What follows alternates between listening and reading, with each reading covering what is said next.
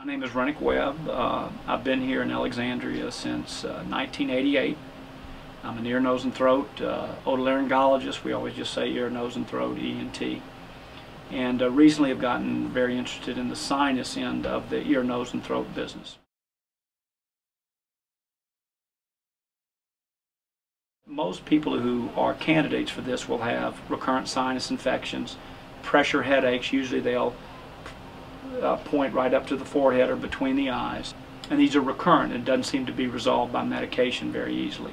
What has really changed it for me is that you can come in, I've seen you maybe once or twice, and we can right away start talking about the possibility of a procedure that can be done that can be permanent instead of medicine. And people do get tired of medicines, and I prescribe a lot of medicine, but if you give them an option of maybe a permanent cure for this or a long-lasting cure for this versus medicines that they take every day, most everyone wants to talk about that.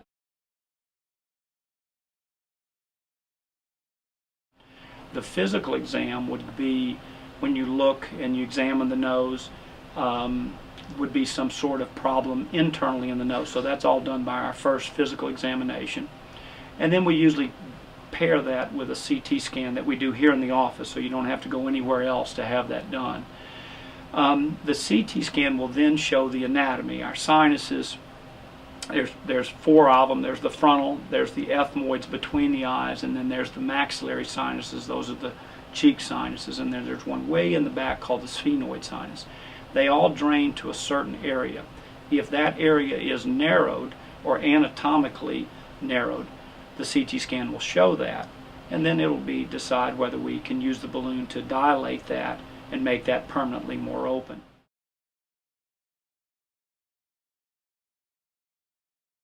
First phase is the topical spray that deadens and anesthetizes the nose and also decongests it.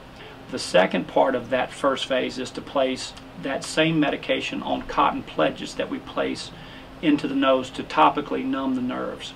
The second phase, we remove those pledges and then we inject.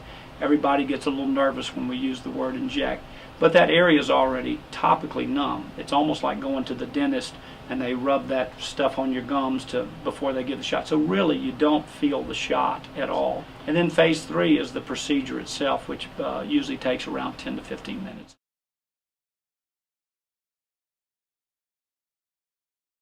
What this technology does is when the balloon is inflated, it permanently displaces the bones out of the way so that those natural sinus openings, which are very small in everyone's case, become larger, and they become permanently larger because the bone does not snap back in place. That is permanently displaced to the side.